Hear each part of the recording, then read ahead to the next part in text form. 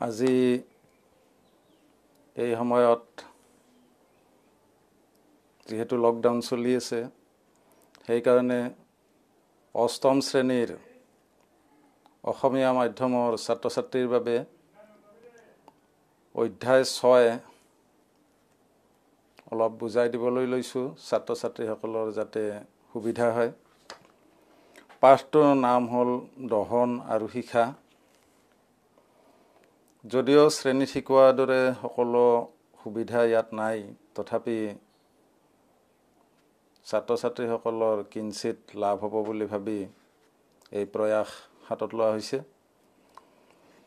আচলতে ছাত্ৰ ছাত্ৰীসকল তোমালোকে বুজি লোৱা দৰকাৰ দহন মানে কি। অৰ্থাৎ দহন বুলিলে আমি কি বুজো। কিতাপখনত দিয়া আছে যে যি ৰাসায়নিক প্ৰক্ৰিয়াত দ্ৰব্য এটাই অক্সিজেনৰ সৈতে বিক্ৰিয়া কৰি তাপ উৎপন্ন কৰে তাকে দহন বোলে। তাৰ মানে কি বুজিলো যে দহন হ'বলৈ এটা ৰাসায়নিক বিক্ৰিয়া ঘটিব লাগিব। দহন হ'বলৈ এটা ৰাসায়নিক বিক্ৰিয়া ঘটিব লাগিব আৰু বিক্ৰিয়াটোত পদাৰ্থটোৰ বা দ্ৰব্যটোৰ লগত দ্ৰব্যবিধৰ লগত অক্সিজেনৰ সংযোগ হ'ব লাগিব। অক্সিজেনৰ ৰাসায়নিক বিক্ৰিয়া যেতিয়া ঘটিব, ঘটাৰ ফলত যদি তাপ উৎপন্ন হয় তেতিয়াহে দহন বুলি কোৱা হয়। অৰ্থাৎ ৰাসায়নিক প্ৰক্ৰিয়াটোত দ্ৰব্য এবিধে যদি অক্সিজেনৰ লগত বিক্ৰিয়া কৰি তাপ উৎপন্ন কৰে তেনেহ'লে সেই বিক্ৰিয়াটোক কোৱা হয় দহন। আমি মমবাতি এডাল জ্বলালে কি দেখা পাওঁ যে মমবাতিডালৰ যেতিয়া জুই লগাই দিওঁ তেতিয়া তাপ উৎপন্ন হয়, তাপৰ লগত পোহৰো হয়। কিন্তু পোহৰ নহ'লেও যে তাপ উৎপন্ন হৈছে, গতিকে এইটো দহন হৈছে। পদাৰ্থবিধৰ লগত বায়ুৰ অক্সিজেন লগ লাগিছে। পদাৰ্থ মানে কি, মমখিনিৰ লগত বায়ুৰ অক্সিজেন সংযোগ হৈছে আৰু বায়ুৰ অক্সিজেন সংযোগ হৈ বিক্ৰিয়া ঘটি তাপ উৎপন্ন হৈছে, এইটো দহন। এই দহনত অৱশ্যে শিখা উৎপন্ন হৈছে। অৰ্থাৎ মমবাতিৰ আমি জুই দেখা পাওঁ, সেইখিনি শিখা বুলি কয়। গতিকে শিখা উৎপন্ন হৈছে। গতিকে এই যে যিবিলাক দ্ৰব্যৰ দহন হয়, সেই দ্ৰব্যবিলাকক কোৱা হয় দাহ্য বুলি কোৱা হয় আৰু ইয়াক ইন্ধন বুলিও কোৱা হয়। অৰ্থাৎ যিবিলাক পদাৰ্থ দহন ঘটে সেই পদাৰ্থবিলাকক আমি ইন্ধন বুলি কওঁ। এতিয়া ইন্ধন বিভিন্ন প্ৰকাৰৰ আছে। গোটা ইন্ধন আছে, জুলীয়া ইন্ধন আছে আৰু গেছীয় ইন্ধন আছে। দহনৰ সময়ত তাপ উৎপন্ন হোৱাৰ উপৰিও কিছুমান ক্ষেত্ৰত শিখা মানে জুই, যেনে মমবাতি বা আমাৰ বিভিন্ন যে পাকঘৰত খৰি জ্বলালে যে জুই ওলায়, সেই শিখা বুলি কওঁ, সেই শিখাও উৎপন্ন হ'ব পাৰে। কিন্তু তাপ উৎপন্ন হ'লে আমি দহন বুলি কওঁ। এতিয়া আমি দহনৰ বিষয়ে বুজিলোঁ আৰু দহন হ'বলৈ যে বায়ুৰ প্ৰয়োজন, আমি সংজ্ঞাটোত কৈছোঁ যে ৰাসায়নিক বিক্ৰিয়া ঘটিব লাগে বায়ুৰ অক্সিজেনৰ লগত পদাৰ্থবিধত। অৰ্থাৎ অক্সিজেন নহ'লে পদাৰ্থবিধৰ দহন নঘটে। অক্সিজেন যদি নাপায় তেনেহ'লে পদাৰ্থবিধৰ দহন নঘটে বা ইন্ধনবিধ নজ্বলে। এতিয়া তাৰ কাৰণে আমি এটা পৰীক্ষা কৰি চাব পাৰোঁ। এডাল মমবাতি আমি জ্বলাই ল'লোঁ। ইয়াতে মই মমবাতিডাল সঁজুলি তেনেকুৱাকৈ সুবিধাজনক নাই, তথাপি কৰি লৈছোঁ যে মমবাতিডাল আমি জ্বলাই ল'লোঁ। অৰ্থাৎ এই যে মমবাতিডাল জ্বলিছে, এই মমবাতিডালৰ শিখা উৎপন্ন হৈছে। ইয়াত মমখিনি জ্বলিছে, মমখিনিৰ দহন হৈছে।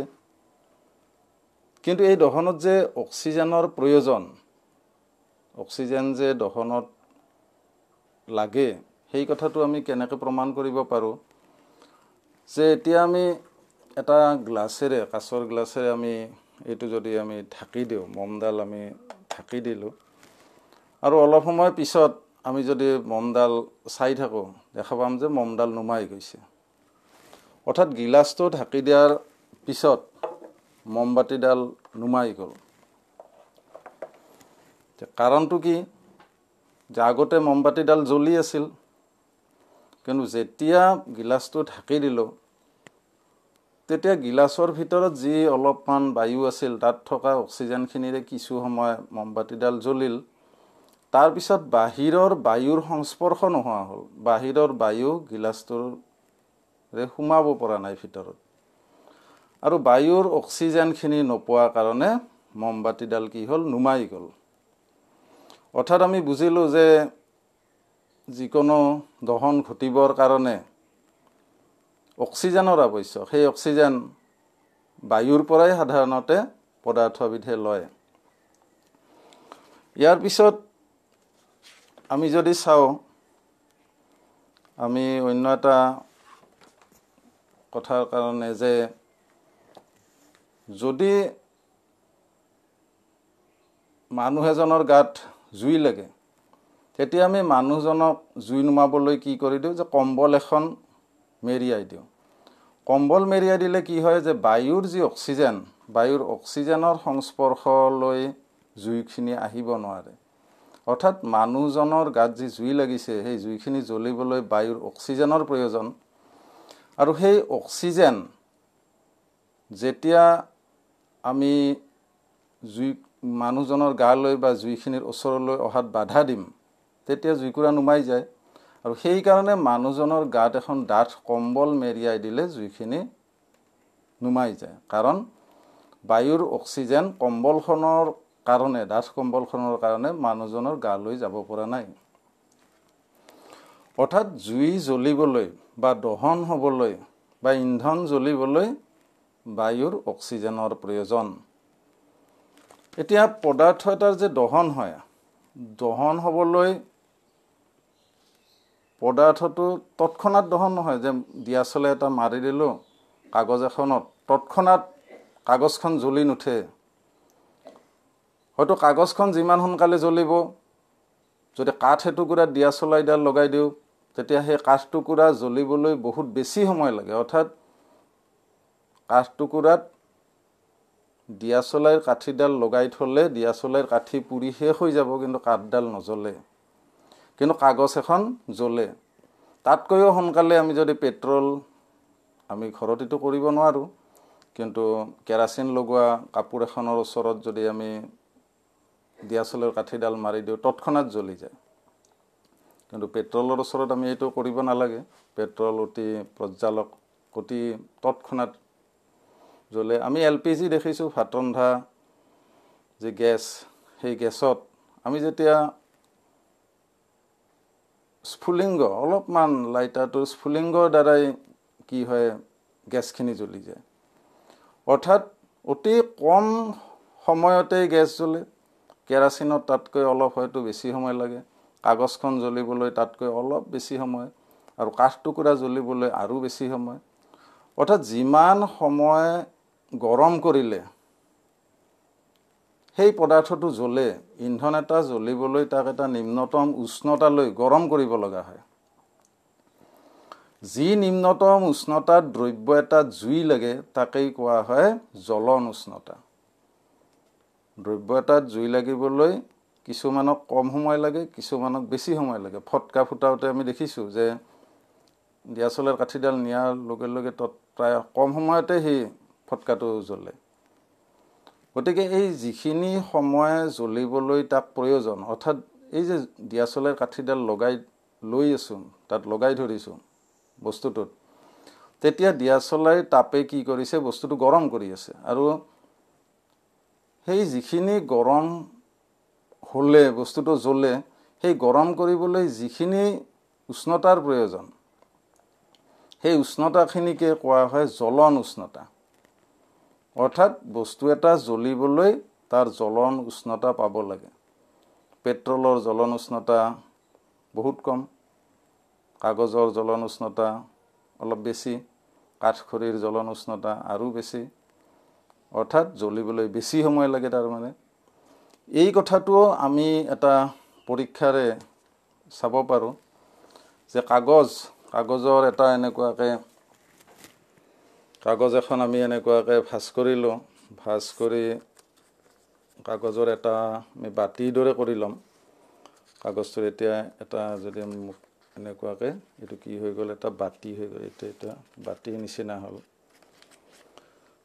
তেনেকুৱা এই বাতিটোত এতিয়া যদি মই মমবাতিৰ জুইত ধৰোঁ তেতিয়া এইটো কিন্তু তৎক্ষণাত জ্বলি যাব, এইটো তৎক্ষণাত জ্বলি যাব। আমি এতিয়া চাম যে এই কাগজৰ বাতিটোত যদি মই এতিয়া জুই লগাই দিওঁ, ই তৎক্ষণাত জ্বলি গৈছে এইটো। এতিয়া আমি কি কৰিম যে কাগজৰ এটা আৰু বাতি আছে, এইটো বাতি, এই কাগজৰ বাতিটোত এতিয়া পানী ভৰাই ল'ম। আগতে দেখিলোঁ যে কাগজৰ বাতিটো যেতিয়া খালী হৈ আছিল তেতিয়া সি তৎক্ষণাত জ্বলি গ'ল। এইবাৰ কাগজৰ বাতিটোত আমি কি কৰিম, পানী ভৰাই ল'ম। কাগজৰ বাতিটোত আমি এনেকুৱাকৈ পানী ভৰাই ল'ম।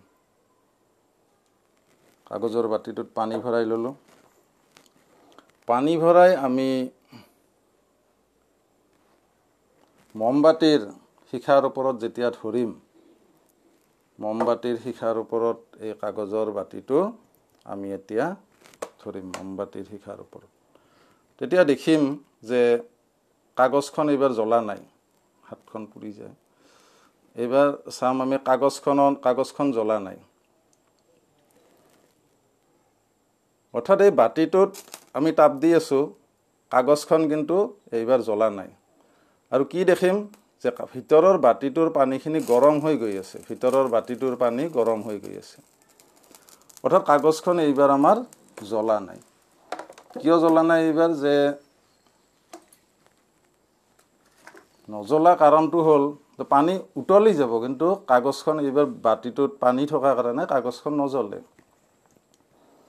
কিয় জ্বলা নাই, যে কাগজত এইবাৰ বাতিটোত যিহেতু ভিতৰত পানী ভৰাই ল'লোঁ, তলেৰে তাপ দি থকা সময়ত সেই তাপখিনি কাগজখনে পোৱা নাই। কাগজখন জ্বলিবলৈ যিখিনি তাপৰ প্ৰয়োজন, সেই তাপখিনি এইবাৰ বাতিটোত থকা পানীখিনিয়ে শুহি লৈ যায়। কাগজখনত তাপ দিলে তাপখিনি পানীখিনি লৈ গুচি যায়, পানীখিনি পৰিচলন প্ৰক্ৰিয়াৰ দ্বাৰা পানীখিনি লৈ তাপটো গুচি যায়। গতিকে ইয়াৰ ফলত কি হয়, কাগজখন যিখিনি গৰম হোৱাৰ প্ৰয়োজন আছিল, জ্বলিবৰ কাৰণে যিখিনি গৰম হ'ব লাগে, সেই উষ্ণতাখিনি নাপায়, সেই উষ্ণতাখিনি পানীয়ে লৈ যায়, তাৰ কাৰণে কাগজখন নজ্বলে। গতিকে এনেকুৱাকৈ আমি দেখিলোঁ যে জুই জ্বলিবলৈ নিম্নতম এটা উষ্ণতা লাগে, সেই উষ্ণতাটোক জ্বলন উষ্ণতা বোলে, আৰু সেই উষ্ণতা নাপালে পদাৰ্থ নজ্বলে। আৰু এই তত্ত্বটোৰ ওপৰত ভিত্তি কৰিয়েই ক'ৰবাত জুই লাগিল, ঘৰত জুই লাগিল, ক'ৰবাত জুই লাগিলে আমি জুই নুমাব পাৰোঁ। এই কথাখিনি আমি যে বুজিলোঁ যে জুই জ্বলিবলৈ অক্সিজেনৰ প্ৰয়োজন, জুই জ্বলিবলৈ তিনিটা চৰ্ত পূৰণ হ'ব লাগে। 1 নম্বৰ, ইন্ধনৰ প্ৰয়োজন, ইন্ধন নহ'লে ক'ত জুই লাগিব, ইন্ধন লাগিবই। ইন্ধন মানে য'ত জুই লাগে, মানে পেট্ৰল, কেৰাচিন, ডিজেল, কাপোৰ, কাগজ, কাঠ, এইবিলাক কিবা এটা বস্তু লাগিব জুইবিধ জ্বলিবলৈ, সেইবিধক কোৱা হয় ইন্ধন। এতিয়া 1 নম্বৰতে লাগিল আমাক ইন্ধন, জুই ক'ৰবাত জ্বলিব লাগে, ঘৰ এটা জ্বলিব লাগে, ঘৰটোত কাঠ থাকিব লাগিব, ঘৰটোত জ্বলিব পৰা কাপোৰ কানি এইবিলাক থাকিব লাগিব, তেতিয়া তাত জুই জ্বলে। 2 নম্বৰতে কি লাগিব, জ্বলিবৰ কাৰণে অক্সিজেন লাগিব, আৰু 3 নম্বৰতে তাপ লাগিব। অৰ্থাৎ সেই যে ঘৰটোত থকা কাগজ, কাপোৰ, কাঠ এইবিলাক যে আছে, এইবিলাক তৎক্ষণাত নজ্বলে, জ্বলিবৰ কাৰণে সেইবিলাক গৰম হ'ব লাগিব, গৰম হোৱাৰ পিছতহে সি জ্বলিবলৈ আৰম্ভ কৰে, তাৰ কাৰণে তাপ দিব লাগিব। 3টা বস্তু, এই 3টা প্ৰয়োজন। এতিয়া যদি আমি এই 3টা যিকোনো এটা আমি জুইখিনিৰ পৰা আঁতৰাই দিওঁ, তেতিয়া জুই জ্বলা বন্ধ হৈ যায়।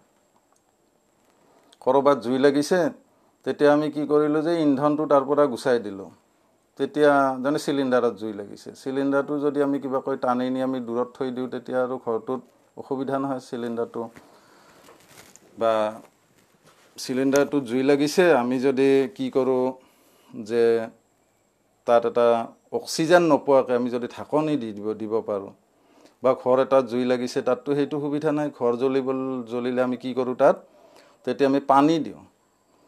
অগ্নি নিৰ্বাপক বাহিনীক যেতিয়া মাতে তেওঁলোকে কি কৰে, তাত পাইপেৰে পানী দিয়ে। পানী কিয় দিয়ে, যে পানী দিলে জ্বলন উষ্ণতা কমাই দিয়ে। মানে জ্বলন উষ্ণতা কাঠডাল জ্বলিবলৈ যিমানখিনি তাপৰ প্ৰয়োজন সেই জ্বলন উষ্ণতাটো নাপায়, কমাই দিয়ে মানে জ্বলন উষ্ণতাটো নাপায়, ঠাণ্ডা কৰি দিয়ে। অৰ্থাৎ সি গৰম হ'লেহে জ্বলিব, কাঠডাল গৰম হ'লে জ্বলিব, এটা নিৰ্দিষ্ট উষ্ণতা পালে জ্বলিব। কিন্তু তাক যদি পানীত তিয়াই দিয়া হয় তেতিয়া সেই উষ্ণতাটো নাপায়, তাৰ কাৰণে সি নজ্বলে। গতিকে সেইকাৰণে তিয়াই দিয়া হয়। কাপোৰ এখন শুকানে থাকিলে জ্বলে, কাপোৰখন যদি তিয়াই দিওঁ নজ্বলে। কিয়, যে কাপোৰখন জ্বলিবৰ কাৰণে যিখিনি তাপৰ প্ৰয়োজন, যি জ্বলন উষ্ণতাৰ প্ৰয়োজন, সেই জ্বলন উষ্ণতাটো তিতি থকাৰ কাৰণে কাপোৰখনে পোৱা নাই। কাপোৰখন সিমান গৰম হোৱা নাই, যিমান গৰম হ'লে কাপোৰখন জ্বলে সিমান গৰম হ'ব পৰা নাই। কিয় পৰা নাই, তাত দিয়া তাপখিনি পানীখিনিয়ে লৈ গৈ আছে, কাপোৰখনত থকা পানীখিনিয়ে সেই তাপটো নিছে। ঠিক তেনেকৈ ঘৰটো যেতিয়া জ্বলিব তেতিয়া কি কৰে, অগ্নি নিৰ্বাপক বাহিনীয়ে তাত পানী ঢালি দিয়ে, পানীৰ ব্যৱস্থা কৰে। গতিকে পানী দিলে কি হয়, জুইখিনি নুমাই যায়। ঠিক তেনেকৈ বিভিন্ন ব্যৱস্থাৰ দ্বাৰা জুই নুমায়। কাৰ্বন ডাই অক্সাইড গেছ দিলেও কিছুমান সৰু সুৰা বস্তুত জুই নুমায়। কাৰ্বন ডাই অক্সাইড গেছে কম্বলৰ এখনৰ দৰে কাম কৰে। কাৰ্বন ডাই অক্সাইড গেছ হৈছে গধুৰ গেছ, সি তল পিনে আহে। গতিকে কাৰ্বন ডাই অক্সাইড গেছে জুইকুৰাক চাৰিওপিনৰ পৰা আৱৰি ধৰে এখন কম্বলৰ নিচিনাকৈ। তেতিয়া বায়ুৰ অক্সিজেন জুইকুৰাৰ ওচৰলৈ যাব নোৱাৰে। কিয়, যে কাৰ্বন ডাই অক্সাইডে জুইকুৰাক আৱৰি ধৰি আছে, তাৰ কাৰণে জুইকুৰা নুমাই যায়। মানে জুই জ্বলিবলৈ যি অক্সিজেনৰ প্ৰয়োজন, সেই অক্সিজেন যদি আমি জুইকুৰাক নিদিওঁ বা পোৱাত বাধা দিওঁ, যে জুইকুৰাই অক্সিজেন পাব নোৱাৰে, তেতিয়া জুইকুৰা নুমাই যায়। গতিকে অক্সিজেন পাব নোৱাৰা ব্যৱস্থাটো আমি বিভিন্ন প্ৰকাৰে কৰিব পাৰোঁ। সৰু বস্তুত জুই লাগিলে আমি কাপোৰ ঢাকি দিব পাৰোঁ, বা ডাঠ বস্তু ঢাকি দিব পাৰোঁ। ক'ৰবাত বাল্টি এটা ঢাকি দিলোঁ, জুইখিনি নুমাই যাব। বা ক'ৰবাত কম ঠাইত জুই লাগিছে তেতিয়া আমি বালি এবাল্টি নি যদি তাত জুইখিনিত ঢালি দিওঁ তেতিয়া নুমাই যায়। কিয়, বাহিৰৰ অক্সিজেন নোপোৱা হয়, বালিখিনিয়ে ঢাকি ধৰি ইন্ধনটোক ঢাকি ধৰিলে, ফলত জুইখিনি নুমাই যায়। গতিকে এনেকুৱাকৈ জুই নুমুৱা হয়। কিন্তু যেতিয়া পেট্ৰলত জুই লাগে, পেট্ৰলত জুই লাগিলে অৱশ্যে পানীৰে নুমাব নোৱাৰি। বিদ্যুতত জুই লাগিলে পানীৰে নুমাব নোৱাৰি, কাৰণ বিদ্যুতত জুই লাগিলে পানীৰে নুমুৱাটো সম্ভৱ নহয়। কাৰণ তেতিয়া এটা কাৰণ যে বিদ্যুতৰ পানীৰ মাজেৰে বিদ্যুৎ প্ৰবাহিত হয়। গতিকে পানী তেতিয়া কি হয়, মানুহজন বিপদত পৰিব পাৰে। পানী দিলে পানীৰ মাজেৰে বিদ্যুৎ আহি যাব পাৰে। আৰু যি কাৰণত বিদ্যুতৰ যি চুটি বৰ্তনী বা শ্বৰ্ট চাৰ্কিটৰ কাৰণে জুই লাগিছে, সেই পানী দি থাকিলেও সি শ্বৰ্ট চাৰ্কিটটো বন্ধ নোহোৱালৈকে সি জ্বলিয়েই থাকিব। গতিকে পানীয়ে সিমান সুবিধাজনক নহয়, পানী দিলে মানুহজনৰ বিপদ ঘটিব পাৰে। গতিকে তেতিয়া বালি উপযুক্ত, বা কাৰ্বন ডাই অক্সাইড গেছ উপযুক্ত, বা এনেকুৱা বিভিন্ন ব্যৱস্থা আছে। বা যেতিয়া আকৌ কি ক'লোঁ যে পেট্ৰলত জুই লাগিলে, পেট্ৰল যিহেতু পানীত ওপৰত উপঙি থাকিব, গতিকে পেট্ৰলত যেতিয়া জুই লাগিব তাত যদি আমি পানী ঢালি দিওঁ, সি ওপৰত উপঙি থাকিব আৰু জুইকুৰা পানীত ভাহি ভাহি দূৰলৈ গৈ থাকিব। গতিকে তেলজাতীয় তেনেকুৱা বস্তুত জুই লাগিলে তাক আমি তেনেকৈ দিব নোৱাৰোঁ। এতিয়া এই যে দহন পালোঁ আমি, দহন আছে কি কেইবা প্ৰকাৰৰো আছে। তাৰ ভিতৰত এটা আছে দ্ৰুত দহন। দ্ৰুত দহন মানে যিবিলাক দহন অতি দ্ৰুতভাৱে হয় তাক দ্ৰুত দহন বুলি কোৱা হয়। তাপ আৰু পোহৰ উৎপন্ন হয়, তাক দ্ৰুত দহন বুলি কোৱা হয়। কিছুমান দহন আছে, দ্ৰুত দহন হ'ল আমাৰ এই যে ফটকা ফুটিলে এইবিলাক দ্ৰুত দহন। তাৰপিছত স্বতঃস্ফূৰ্ত দহন এবিধ আছে কি, কিছুমান নিজে নিজেই শিখাসহ জ্বলি উঠে, তাত মানুহে আৰু দিয়াচলাইৰ কাঠি মাৰিব লগা নহয়, নিজে নিজেই জ্বলি উঠে, সেইটো হ'ল স্বতঃস্ফূৰ্ত দহন। আৰু কেতিয়াবা বিস্ফোৰণ ফটকাত যিটো হয় এইটো বিস্ফোৰণ আৰু দ্ৰুত দহন পেট্ৰল এইবিলাকত হয় এইটো দ্ৰুত দহন আৰু ফটকা ফুটিলে যিটো হয় এইটো বিস্ফোৰণ মানে তাত শব্দ উৎপন্ন হয় তাত কি হয় তাপ পোহৰ আৰু লগতে শব্দৰ উৎপন্ন হয় তেতিয়াহে তাক কোৱা হয় বিস্ফোৰণ অৰ্থাৎ দহনৰ প্ৰকাৰ হ'ল কি দ্ৰুত দহন স্বতঃস্ফুৰ্ত দহন বিস্ফোৰণ এইবিলাক আৰু স্বতঃস্ফুৰ্ত দহন হৈছে কেতিয়াবা বন জুই জ্বলি উঠে বনত নিজে নিজে জুই জ্বলি উঠে তাত মানুহে আৰু দিয়া চলাই মাৰিব নালাগে কোনো জুই জ্বলাই দিব নালাগে নিজে নিজে জুই জ্বলি উঠে এইটো কোৱা হয় স্বতঃস্ফুৰ্ত দহন এতিয়া আহিল শিখা দহন যেতিয়া হয় কিছুমান ক্ষেত্ৰত যদি দহন পূৰ্ণ নহয় তেতিয়া তাত মানে দহনত যদি গেছীয় পদাৰ্থ উৎপন্ন হয় দহনত যদি গেছীয় পদাৰ্থ উৎপন্ন হয় সেই গেছখিনি যদি জ্বলে তেতিয়া শিখা উৎপন্ন হয় দহন হোৱাৰ ফলত যদি এনেকুৱা গেছ এবিধ নিৰ্গত হৈছে যি গেছত জুই লাগে গতিকে তেনেকুৱা গেছ উৎপন্ন যদি হয় তেনেহ'লে সেই গেছখিনিত জুই লাগি যায় আৰু তাকে আমি শিখা বুলি কওঁ তেতিয়া এটা শিখা হয় আৰু মমবাতিৰ শিখা আমি ইয়াত কিতাপত দিয়া আছে মমবাতিত যেতিয়া শিখা উৎপন্ন হয় মমবাতিৰ কেইবাটাও মণ্ডল দেখা যায় গতিকে সেই মণ্ডলবিলাক ইয়াত অসুবিধা দেখুৱাবলৈ তথাপি আমি নিজেই ঘৰত যেতিয়া চাম মমবাতি এডাল জ্বলাই জুইকুৰা যদি চাওঁ দেখিম যে ভিতৰ ভাগত এটা ক'লা বৰণৰ মণ্ডল আছে আৰু বাহিৰৰ ভাগত এটা ভাল পোহৰৰ মণ্ডল আছে আৰু নীলা বৰণৰ এটা মণ্ডল দেখা পাম এনেকুৱা ধৰণৰ 4টা মণ্ডল দেখা পাম গতিকে এই মণ্ডলবিলাকত প্ৰতিটো মণ্ডলত তাপৰ পৰিমাণো কম বেলেগ বেলেগ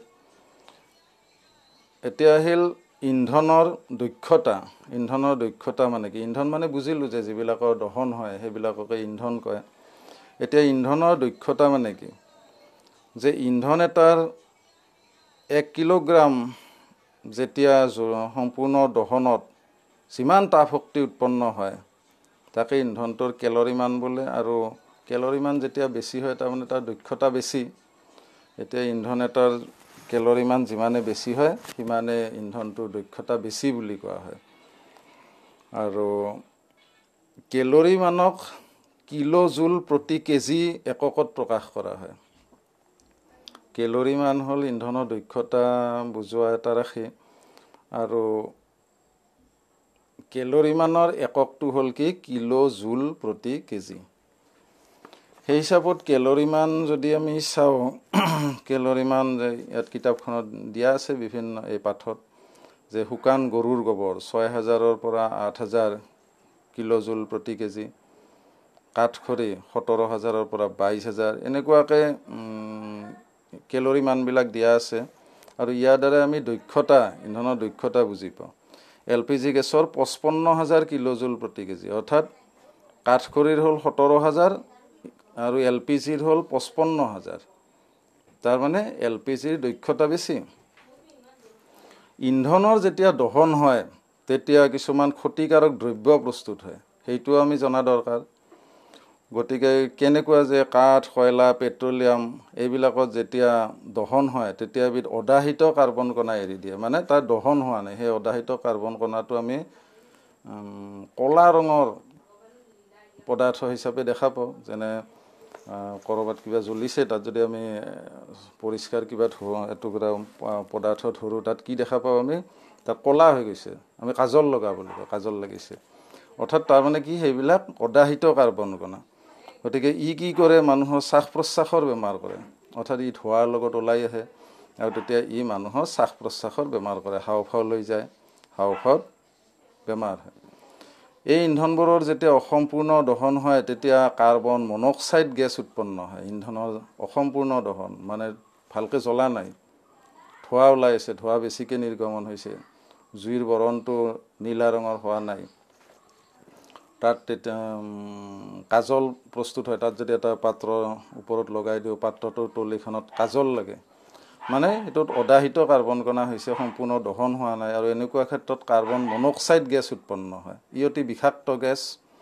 আৰু এই গেছে মানুহৰ মৃত্যু পৰ্যন্ত ঘটাব পাৰে আৰু কি উৎপন্ন হয় কাৰ্বন ডাই অক্সাইড গেছ উৎপন্ন হয় এই দহনত কাৰ্বন ডাই অক্সাইড গেছে গোটেই পৃথিৱীখনকে বা ভূমণ্ডলক এখন কম্বলৰ নিচিনাকৈ ঢাকি ৰাখে কাৰণ কাৰ্বন ডাই অক্সাইড গধুৰ গেছ ই ওপৰলৈ যোৱাৰ সলনি তললৈ আহে আৰু আমাক এখন কম্বলৰ দৰে ঢাকি ৰাখে সেইকাৰণে কি হয় কম্বলৰ দৰে ঢাকি ৰাখাৰ কাৰণে আমাৰ ভূমণ্ডলটো গৰম হৈ যায় পৃথিৱীখনৰ যি সূৰ্য তাপত দিনত গৰম হয় সেই গৰম বায়ু ওপৰলৈ উঠি গ'লে পৃথিৱীখন লাহে লাহে ঠাণ্ডা বায়ু আকৌ সেই ঠাইলৈ আহে এনেদৰে ঠাণ্ডা হয় কিন্তু কম্বলৰ দৰে ঢাকি ৰাখে কিহে কাৰ্বন ডাই অক্সাইডে তেতিয়া সূৰ্য তাপত যি গৰম হৈছিল বায়ুমণ্ডল সেই গৰম বায়ু ওপৰলৈ উঠি যাব নোৱাৰে কিয় কাৰ্বন ডাই অক্সাইডে ঢাকি ৰাখি আছে এখন কম্বলৰ দৰে আৱৰি ৰাখি আছে আৰু সেইকাৰণে পৃথিৱীখনৰ উষ্ণতা বাঢ়ি যায় ইয়াকে গোলকীয় উষ্ণতা বুলি কোৱা হয় তাৰোপৰি কিছুমান গাড়ী মটৰ আদিত যি ইন্ধন ব্যৱহাৰ কৰা হয় বা কল কাৰখানাত কিছুমান ইন্ধন ব্যৱহাৰ কৰা হয় যি ইন্ধনত নাইট্ৰজেনৰ অক্সাইড বিভিন্ন উৎপন্ন হয় বিভিন্ন নাইট্ৰজেনৰ অক্সাইড বা ছালফাৰ ডাই অক্সাইড এই গেছ উৎপন্ন হয় গতিকে এই গেছবিলাক বায়ুত উৰি যায় কল কাৰখানাৰ পৰা আৰু বৰফ